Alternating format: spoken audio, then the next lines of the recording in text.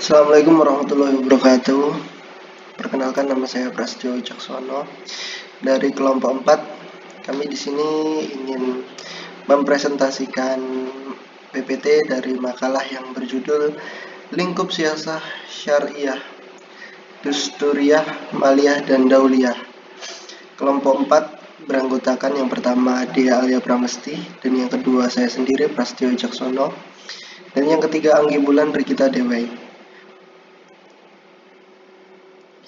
Dari kelas 3H Hukum Ekonomi Syariah.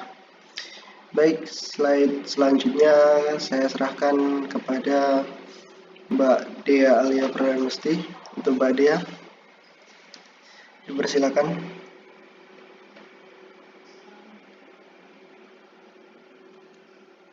Yang pertama yaitu siasah dusturiyah. Secara bahasa, dusturiyah berasal dari bahasa Persia, yaitu dusturi. Pada awalnya, dusturiyah berarti seseorang yang memiliki kekuasaan terhadap sesuatu, baik di bidang agama maupun di bidang politik.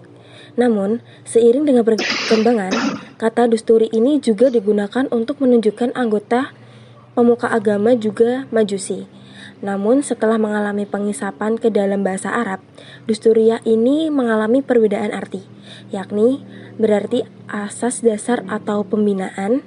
Sedangkan menurut istilah sendiri, dusturiyah berarti gabungan kaidah yang memiliki fungsi mengontrol dasar dan mengawasi hubungan kerjasama antar sesama anggota masyarakat di dalam sebuah negara, baik secara tertulis maupun secara tidak tertulis. Selanjutnya, mengenai ruang lingkup siasah dusturiyah. Adapun ruang lingkupnya terbagi menjadi satu. Al-Sultah al-Tasyriyah adalah kekuasaan yang bersifat legislatif, yaitu kekuasaan pemerintahan Islam dalam mewujudkan dan menetapkan suatu peraturan atau hukum di dalam sebuah negara.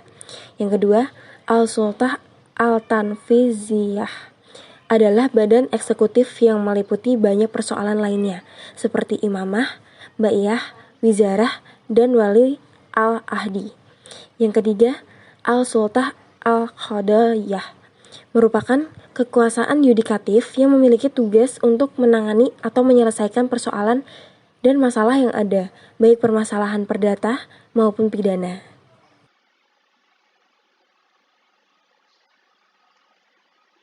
Sumber hukum siasah dusturiyah.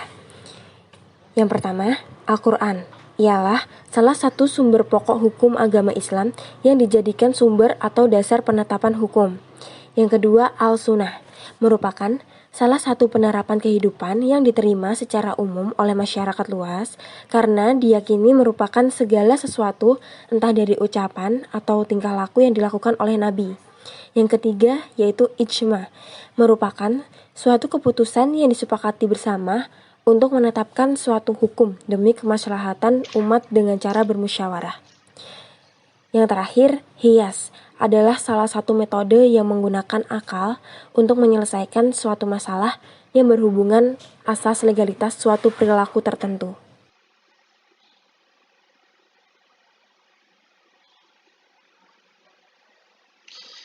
Dan selanjutnya siasah dauliyah akan dibacakan oleh saya.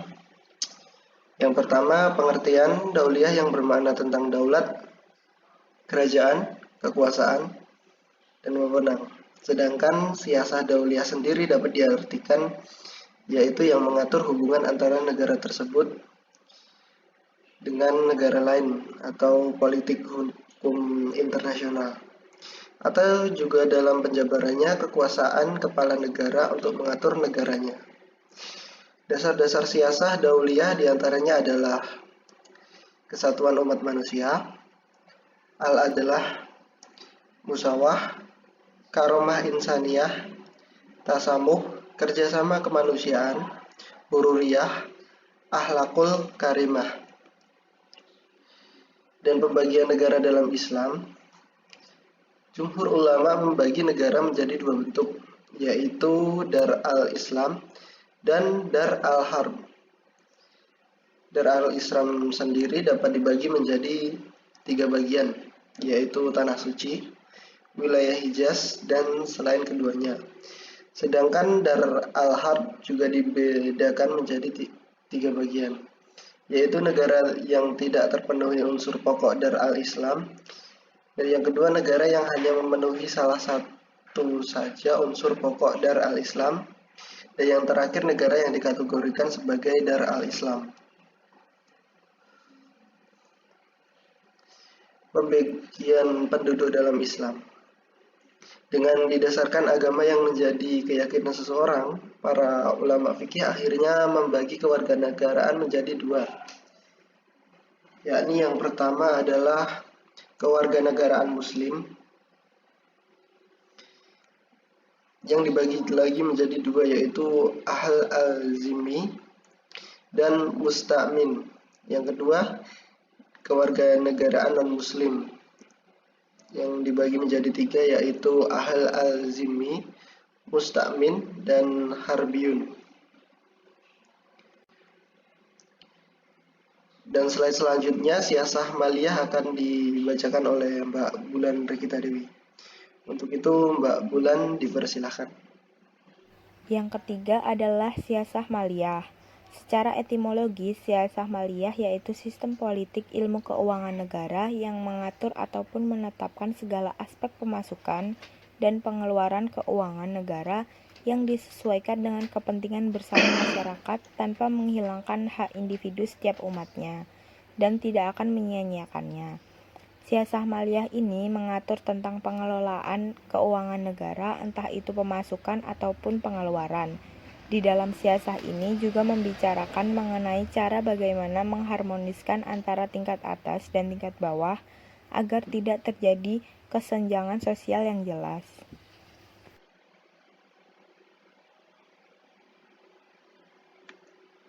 Sumber dan konsep keuangan negara.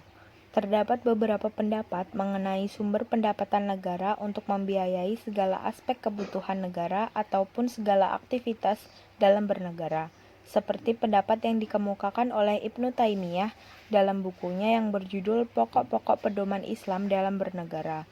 Beliau mengatakan bahwa ada 2 sumber pemasukan negara menurut pengamatannya, yaitu zakat dan harta perampasan perang.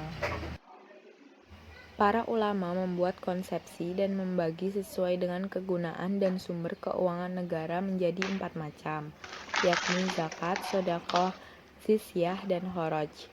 Yang pertama adalah zakat. Zakat memiliki arti berkah, bersih, baik, suci, dan berkembang, di mana di dalam konsep agama Islam zakat dibagi menjadi 2 jenis, yakni zakat mal dan zakat fitrah. Yang kedua adalah sedekah. Sedekah adalah berinfak pada jalan Allah. Sedekah sendiri terbagi menjadi 2 kategori, yakni sedekah wajib seperti zakat dan sedekah sunnah seperti pemberian secara cuma-cuma kepada orang yang lebih membutuhkan dengan hati yang ikhlas. Yang ketiga adalah zizyah, adalah pungutan harta yang dikenakan atas setiap kepala. Yang keempat adalah kharaj. Kharaj ini dapat diartikan sebagai pajak di mana pajak ini dibebankan secara merata kepada golongan orang-orang muslim dan non-muslim. Baik, demikian presentasi dari kami. Banyak kekurangannya, kami mohon kritik dan bimbingannya. Dan apabila ada kata yang tidak berkenan di hati teman-teman sekalian, mohon maaf.